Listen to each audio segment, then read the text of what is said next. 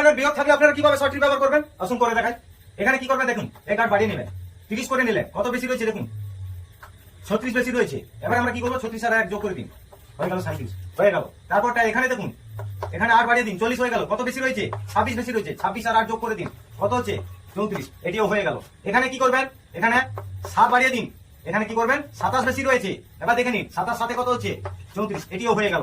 এখানে কি করবেন 1 বাড়িয়ে নিন, 30 করে নিলেন, এবার দেখুন 47 বেশি রয়েছে, 47 আর 1 যোগ করে দিন, হয়ে গেল 48, হয়ে গেল রাইট অ্যান্সার।